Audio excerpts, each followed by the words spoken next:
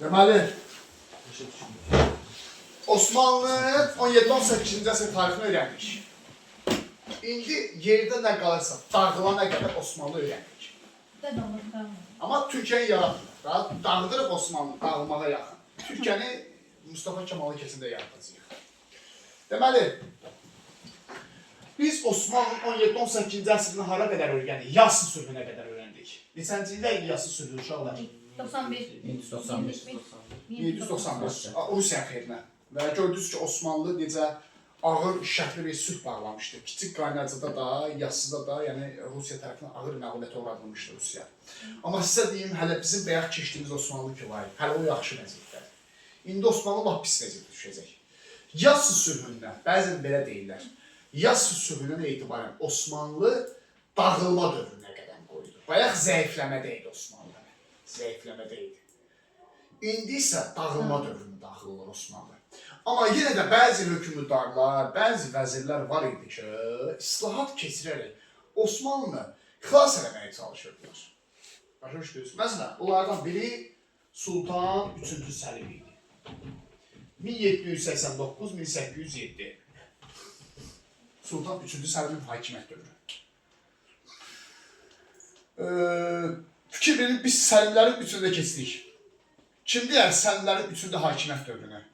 Səlimlərin üçündə hakimiyyət dövründə görə. 1512, 1520, 1569, 1574, 1789, 1800. Hə, yəni 3 dənə Səlimlərin üçündə keçirik. Bunları evdə oxuyanda bir müqayisə apararsınız. Daha yaxşı, nə qədər çox müqayisə apararsınız, o qədər yaxşıdır ki, Səlimləri qatmayasınız. 3-cü Səlim Osmanlıda islahatlarla öyrətdə qalan hökümdardır. Bir gəlir Səlimlərdən müqayisə aparır. Səlim adları da yoxdur ki. Adlar 3-cü Səlim. Bu çox islahat yoxdur dövrdə. Birincisi, nizam-intizam yaradı orduda. Yəni orada islahatı keçirir uşaqlar. Bir də fikir verin, Yassı sülhü neçənci ildə bağlanmışdı? 91. Görürsünüz, 3-cü Səlimin dövrünə düşür.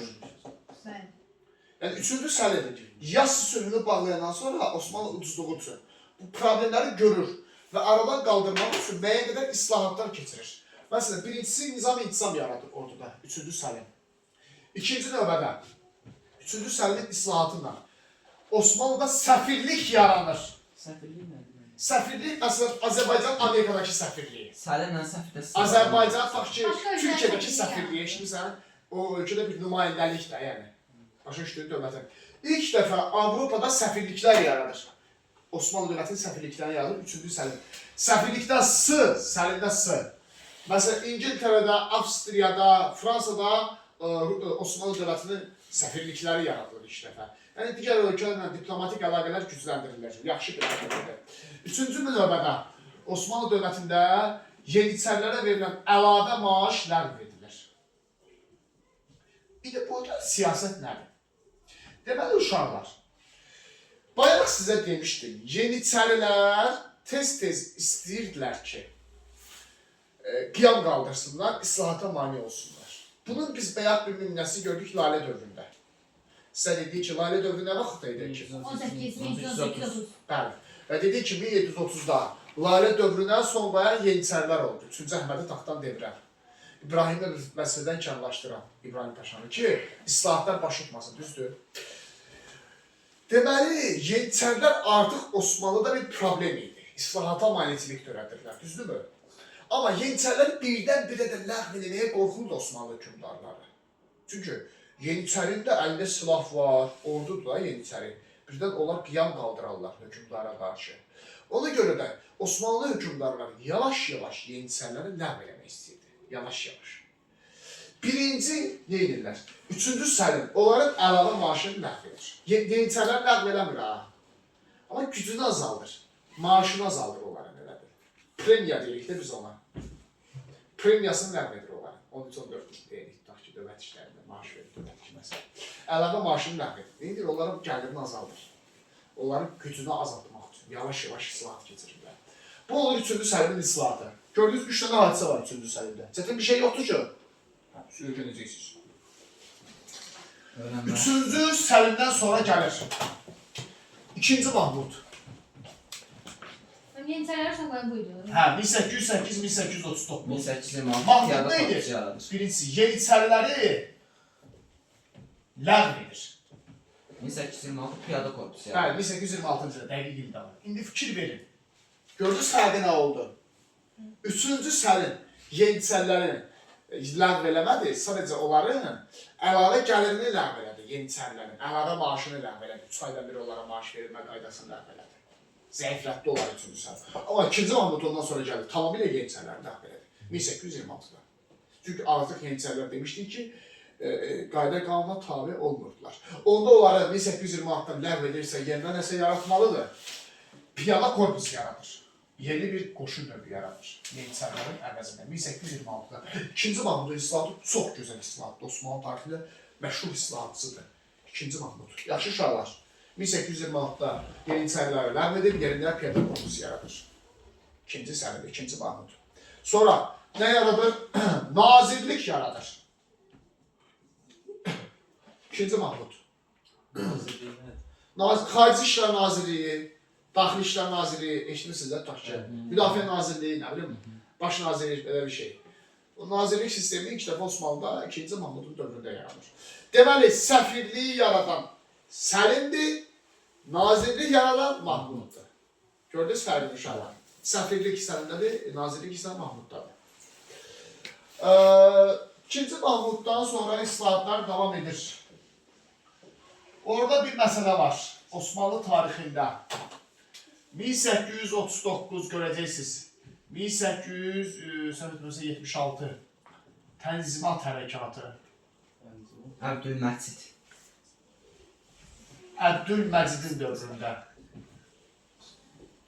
Ətraflı lazım deyil. Bir dənə yadda salın ki, Osmanlıda Tənzimat Hərəkatı olub. Tənzimat Hərəkatı islahatlardır. Çox gözəl islahatlar keçirildi bu dövrdə Osmanlıda. Osmanlıda yüksək səviyyədə islahatların keçirilməsidir. Tənzimat Hərəkatı, başa düşdünüz? Və Əbdülməcidin dövründən başlamışdı bu islahatlar. Osmanlı bu islahatlarla dünyəvi dövlətə çevrilməliydi, Avropa ölkələrindəki kimi. Başa düşdünüz? Deməli, uşaqlar, ən vacib yeri haradır? İkinci Əbdülhəmidin dövrü. Üçüncü Əbdülhəmid. 1876-1909 götürəcəyiz. İkinci Əbdülhəmidin dövrü. Osmanlı Əbdülməcidin qardaşı olur. Qardaşı olur çıxmışdı taxta. İkinci Əbdülhəmid. Bunu türklər filmində çəkiblər. TRT-də verirdilər. Paytaxt Əbdülhəmid. Hə. Türklər onu tərifləyirlər. Əbdülhəmidi. Qatı dindar biri idi. Amma əslində reallıq budur ki, heç də yaxşı bir hökmlər olmayıb. Nə də uğurlu bir hökmlər olmayıbdır. İkinci Əbdülhəmid, yeni Osmanlılar cəmiyyəti var orada. Yeni Osmanlı cəmiyyəti. Qurumdur da bu. 1865-də yaranıb. Osmanlılar arasında. Bu yeni Osmanlılar uşaqlar. İslahatçı bir qurumdur. Burada çox məşhur Osmanlı yazarları, şairləri təmsil olunurlar zamanında. Məsələn, Tofiq Fikrət kimi. Sonra bir neçədən tanınmış o dövrdə Türkiyədə məşhur yazıçılar var idi, şairlər var idi. Onlar nə deyirlər? Deyirlər, Osmanlı dini dövləti ləğv eləsin, teokratik dövləti ləğv eləsin, dünyəvi dövləti gəlsin tamamilə. Deyirlər, din Osmanlıda islahatın qarşısında ən böyük maneədir. Haqlıydılar. Həqiqətən din Osmanlı qarşısında islahatlar zaman ən böyük maneəçiliyi törədirdi. Çünki dövlət dini qanunlarla idarə olunurdu. Dini siyasəti qatmayaq. İndi uşaqlar, Əbdülhəmid 1876-da taxta çıxır və yeni Osmanlı üzvlərinin dediyini eləyir, islahatları davam etdirir. 1876 Osmanlıda ilk parlament yaranır, çox mühüm bir hadisədir. Osmanlıda ilk parlamentin yaranması 1876. Həmçinin ilk konstitusiyası qəbul olunur Osmanlı dövlətinin. 1876-cı il. Bax, bunu yadda saxlayın. Osmanlı ilk konstitusiyası və Osmanlı ilk parlamenti qəbul edilir. 1876. Kim deyər? Dünyada ilk parlamenti nə vaxt yaranır? 1265. Ben insancı- 1265. 1265. Bəli, bildim o deyir. 102, yox, 600 il sonra, hatta 600 neçə il sonra, 611 il sonra Osmanlıda parlament yaranır. Amma parlamentin yaranması yaxşı bir şeydir də, belə siyasi dinlə desək, elə? Çünki daha güclü dövlət deməkdir, daha oturuşmuş dövlət deməkdir. Gec də olsa yaranır. Həqiqətən də Osmanlı düzəlməyə fürsət tapmışdı. Parlament yaranır, parlament bizdə Milli Məclis deyilir biz ona. Orada deputatlar təmsil olunur, parlament seçkiləri keçirilir, konstitusiyası qəbul olunur Osmanlı 1876-cı ildə. Və hər şey çox yaxşı gedir. Amma birdən-birə nə baş verir? Bu ikinci Əbdülhəmid fikrindən daşınır, islahatları dayandırır. Deyir ki, yox, bəs islahat keçirmək bizim dini ənənələrimizə ziddir, güya bizim ailə dəyərlərimizə ziddir. Başa düşdünüz, bizdə də bəzən elə deyirlər də. Bizim milli mentalitimizə ziddir, islahatları dayandırır. Bax, ikinci Əbdülhəmidin ən böyük səhvi buydu. Parlamenti ləğv eləyir, bütün deputatları atır həbsə. Konstitusiyanı ləğv eləyir. Yəni, islahata maneçilik törədir. İkinci Əbdülhəmid. İslahata maneçilik törədir, qatı bir dini siyasət yürütməyə başlayır. Sərt dini siyasət həyata keçirməyə başlayır. Başa düşdünüzmü? Və yeni Osmanlı cəmiyyətinin üzvləri ölkədən qovur. Və nəticədə Osmanlı yenə diktatura sistemindən idarə olmağa başlanır. Diktatura nə deməkdir? Sərt nizam-intizam sistemindən. Və Osmanlıda sərt qaydalar davam edir. Belə bir halda o ölkədən qaçan gənclər, Əbdülhəmidi sevməyən şəxslər gedirlər Avropada özlərə təşkilat yaradırlar. Gənc Türklər hərəkatı yaranır, uşaqlar. 1889-cu il. Gənc Türklər hərəkatı 1889-da yaranır. Adı belədir həm də. İttihat və Tərəqqi Partiyası. Bunların tələbi nədir, uşaqlar? Bunlar deyirlər ki, Osmanlıda islahat keçirilsin, dini dövlət olmasın, birbaşa dünyəvi dövlət olsun, türkçüsü dövlət formalaşdırar. Amma Əbdülhəmid bunların dediyini eləmirdi. Hətta bunlar xain adlandırırdı Əbdülhəmid. Onların ölkəyə gəlməsinə belə icazə verirdilər. Bunlar Parisdə yaranmışlar. Fransada gizli bir təşkilat idi. Gənc Osmanlılar yaratmışlar. Yeri gəlmişəm, Mustafa Kemal Atatürk, birisi də Türkiyəni yaradan. Gənc vaxtında hələ Gənc Türklər hərəkatının üzvlərindən biri olub. 1900-cü illərdə Türkiyəni yaratmamışlar qabaq. Burada çox savadlı şəxslər var. Ənvər Paşa, Xəlil Paşa, biz onların tarixin adlarını geniş şəkildə öyrənəcəyik. Və bunlar birləşərək üsyan edirlər. 1908 Türkiyə tarixində çox məşhur bir hadisədir. Gənc Türklər inqilabı baş tutur. 1908-ci ildə Gənc Türklər inqilabı baş tutur, ölkəyə yavaş-yavaş daxil olurlar. Özə bunları Yəhudilər maliyyələşdirir. Yəhudi bankirləri var idi. Düz edirdilər, mənim ona sözüm yoxdur. Yavaş-yavaş maliyyələşdirirdi, bunlara fürsət yaradırdı. Bunlar da demokrat istəyirdilərdi Osmanlı daxilində, insan haqları istəyirlər. 1908-də Gənc Türklər inqilabı baş tutur və inqilab nəticəsində 2-ci Əbdülhəmid taxtdan devrilir. Və 1909-cu ildə tamamilə Əbdülhəmidin hakimiyyətinə son qoyulur. Hakimiyyətə gəlir 5-ci Mehmet Rəşad, Əbdülhəmidin qardaşı. Amma faktiki olaraq hakimiyyət Gənc Türklərin əlinə keçir. 5-ci Mehmet Rəşad formal olaraq hakimiyyətdə oturur. Bu da o, Türkiyədə Gənc Türklər inqilabı. Gənc Türklər inqilabı bugün Türkiyə tarixində çox mübahisəli məsələ kimi danışılır. Adətən hal-hazırda Türkiyədə Gənc Türklər inqilabı mənfi bir hadisə kimi götürürlər. Türkiyədə, məktəblərdə. Amma digər yanaşma budur ki, Gənc Türklər Türkiyəni irəli aparan bir üsyan idi. Məncə də elədir. Gənc Türklər Türkiyəni irəli aparan bir hərəkat idi, irəli aparan bir üsyan idi. Sadəcə Gənc Türklər üsyanı şanssızlığı oydu ki, genç baş tutmuşdu. 1908 Osmanlı'nın dağılmasına bir şey qalmamışdı. Yəni bunlar gəlirlər, islahat keçirməyə çalışsalar böyük çox gecikmişlər. Baş tutmuş bu islahatlar. Və bir müddət sonra Osmanlı dağılacaq. Onu deyəcəm birazdan. Osmanlı islahatlarından danışdıq. Buna qədər kimsə sualı varmı? Yox, gedək. Gəlirik Rusiya-Osmanlı müharibələrine. Bir ömür var, keçsin. Rusiya-Osmanlı müharibələrine. Ayhan dərsi neçədədir ki? 4-də. Harada? Gənclikdə. Gedərsən işləyik.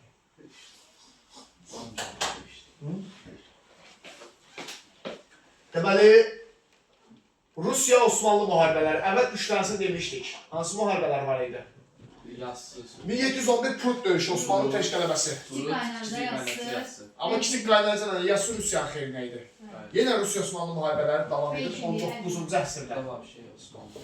Hamısı Rusiyada olacaq. Burada vəbşi Osmanlı biabırçı məluməti oluyor. Çünki 19-cu əsrdə daha da çox məğlub zəifləyir Osmanlı. Məsələn, Məsələn, deməli, 1700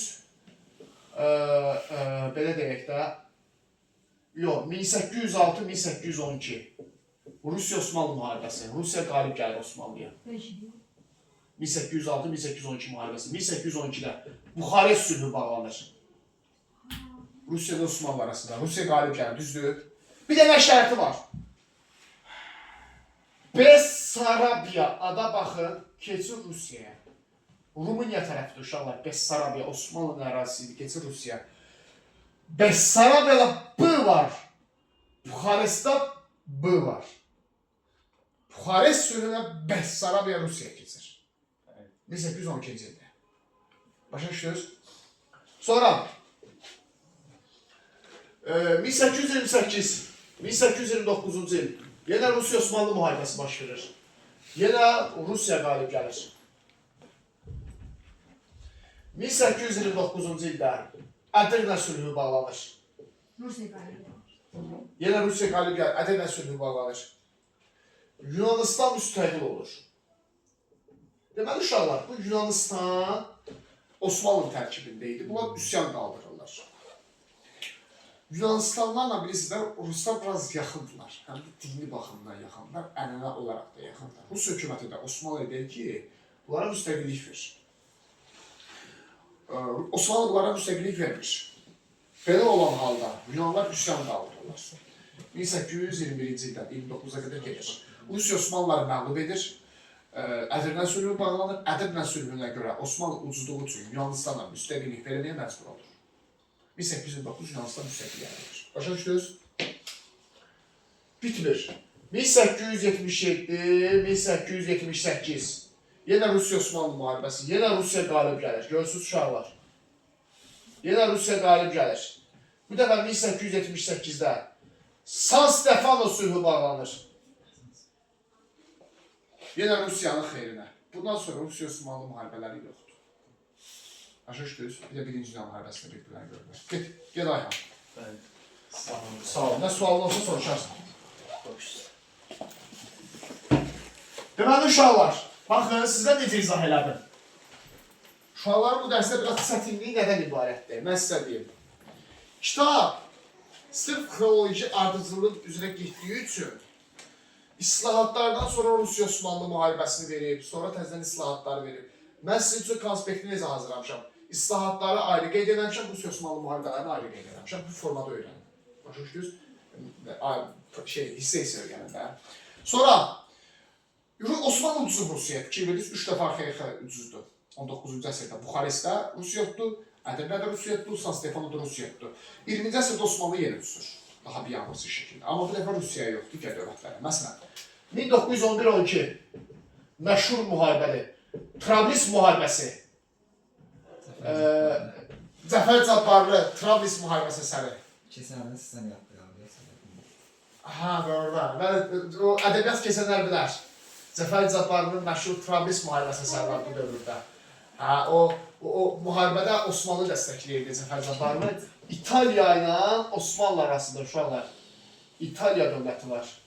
1910, bizdə İtaliya bu Apeniyin yarımadasındadır. Burada da Osmanlı məğlub oldu İtaliyaya. İtaliya bu dövrdə güclü dövlət idi. Liviya ərazisində Osmanlı itirir. Bir də 2 dənə Balkan savaşı var, bundan bitirir. Birinci Balkan savaşı... 1911-12. Yox, 12-13, birinci Balkan savaşı. O bir də 1913. Ayso, ikinci Balkan savaşı. 1913, 2 dənə Balkan müharibəsi var. Deməli, birinci Balkan savaşını Osmanlı ucuzub, Ədirnəni itirib, Ədirnə gelib. İkincidə Osmanlı udub. Fikir verin, Osmanlı uzun müddətdən sonra tək qələbəsidir. İkinci Balkan müharibəsi. Ədirnəni qaytarıb.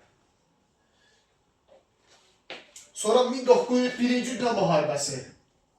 1914-1918 Osmanlı birinci Dünya müharibəsində məğlub olur. Burada mahnı bildi, Osmanlı. Yox, 5-ci Mehmet Rəşad və yaxud yaxırıncı qələb. Mahmudun nəvəsidir bu. Hə. Birinci Dünya müharibəsi 1914-18 burada Osmanlı ağır məğlubiyyət oluyor. Birinci Dünya müharibəsindən sonra Osmanlı parçalanır, dağılır. Yəni gördüyünüz kimi 19-20-ci əsrdə demək olar Osmanlının tək-tük qələbəsi var. Bir-iki dənə istisna qələbələrindən başqa hamısı məğlubiyyətli 1800-lərdən sonra. Prosto illərini götürəcəksiniz, iki illər arasında olub götürəcəksiniz. Nəticəsində ehtimal eləmək çətindir. Osmanlı tutdu, itirdiyi əraziyə bir iki dənə haradsa.